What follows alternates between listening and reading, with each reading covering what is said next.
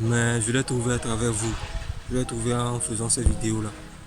Et donc, ça me pousse aussi à pouvoir continuer la lutte et savoir que la réussite, c'est le processus, c'est pas une destination.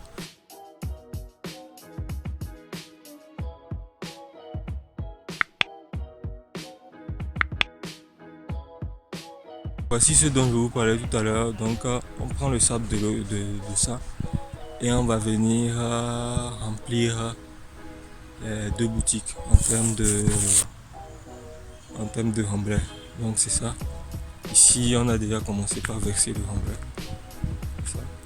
Et donc, on doit remplir tout ça. Là où il y a les herbes, là, on doit remplir ça et remplir aussi de l'autre côté. Là où vous voyez les briques, là, ici. C'est ça. Donc, à peu près, c'est le travail qu'il y a à faire. Petit à petit, on est en train de puiser le sable pour amener et de voir comment on va faire évoluer le travail.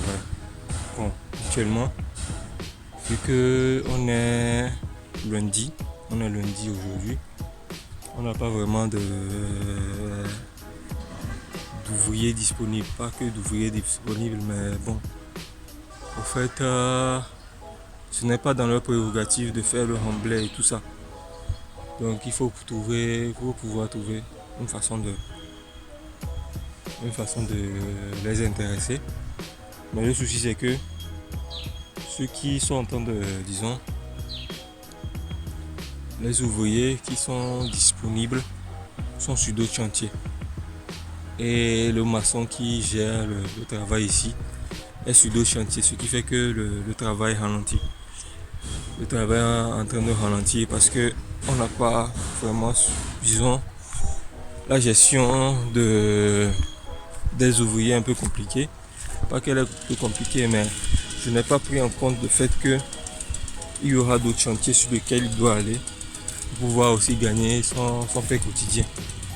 Donc, ce qui fait que je dois prendre ça en considération. Disons, le travail prend du temps.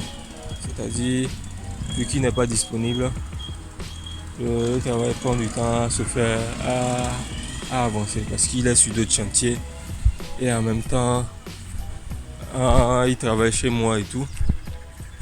Et bon, pour pouvoir faire certaines choses, vu qu'il voit que la rémunération n'est pas assez importante par rapport au travail qu'il y a à faire, il préfère faire d'autres activités.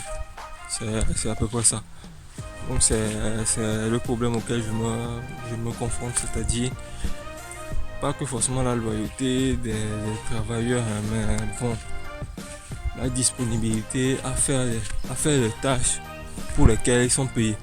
C'est-à-dire qu'ils sont payés pour les tâches, mais ils préfèrent aller faire les tâches qui rémunèrent plus que de venir faire d'autres tâches, disons que de faire certaines tâches. Mais et ce qui fait que le travail ralentit.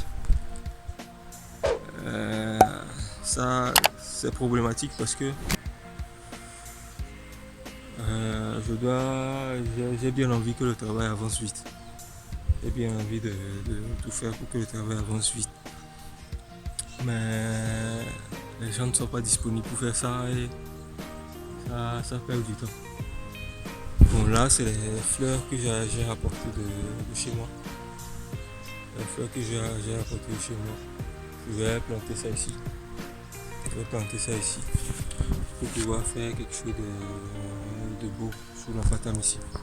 Mais à peu près, bon, ça c'est un fait divers, mais à peu près pour vous montrer les difficultés d'un chantier, parce que vous allez vous confronter, si vous avez des maçons ou des menuisiers ou des trucs excellents, ou des ouvriers excellents, vous allez vous confronter à ça, au fait qu'ils ne soient pas disponibles pour faire vos activités, parce que eux aussi ils ont d'autres activités à pouvoir travailler.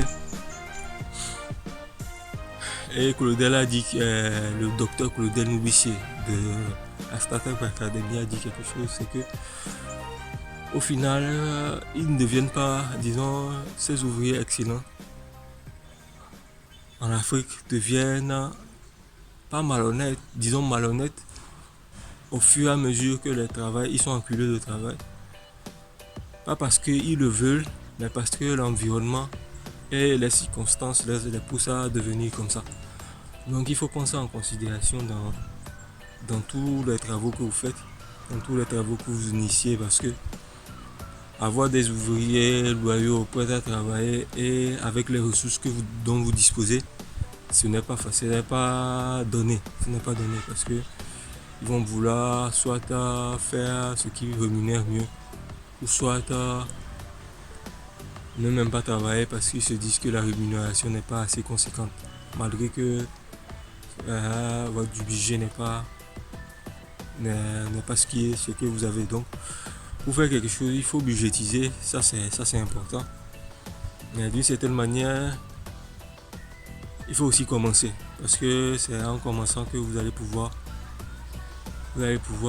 savoir comment vous allez poursuivre le travail et comment vous allez améliorer les choses. Donc il faut commencer avec les moyens que vous avez. Vous allez rencontrer des difficultés, même si vous suivez les vidéos de comment construire, 1000 vidéos de comment construire une maison, et qu'on vous donne tous les conseils, vous allez forcément commettre des erreurs. Mais je partage ces vidéos avec vous pour vous permettre de ne pas commettre les mêmes erreurs que moi, c'est-à-dire pas forcément ne pas budgétiser, mais c'est-à-dire ne pas avoir les fonds conséquents,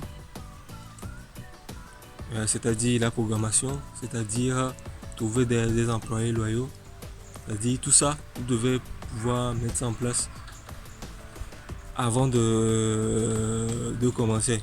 Mais il ne faut pas forcément que tout soit en place avant que vous ne commencez. Donc, commencez avec ce que vous avez et au fur et à mesure, tant que vous connaissez votre pourquoi vous faites ça.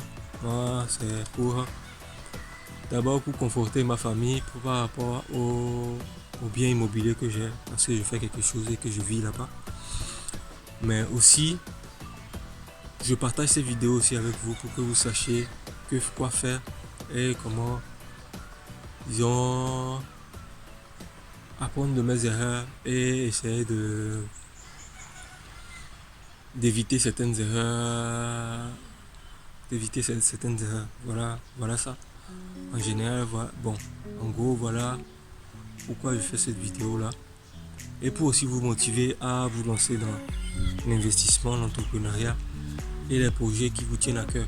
Même si ce n'est pas l'entrepreneuriat ou l'investissement, mais c'est votre rêve, votre pourquoi. C'est pour vous motiver à trouver votre pourquoi, parce que je ne vais pas dire que je l'ai complètement trouvé, mais je l'ai trouvé à travers vous. Je l'ai trouvé en faisant ces vidéos là. Et donc ça me pousse aussi à pouvoir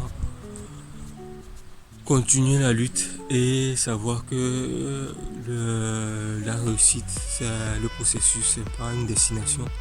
C'est pas quand je vais finir ce tour là, ou c'est pas quand je vais finir cette boutique là, ou c'est pas quand je vais finir cette chambre salon, ou c'est pas quand je vais construire plusieurs chambres salon que j'aurai réussi. Mais c'est cette accumulation de ces petites réussites là, ces petits projets réalisés, aboutis, qui montrent que je réussis, qui montrent que la réussite, je suis sur le chemin de la réussite. Donc à peu près c'est ça. Cherchez votre pourquoi et commencez par marcher sur votre chemin de la réussite. Ok, à tout à l'heure.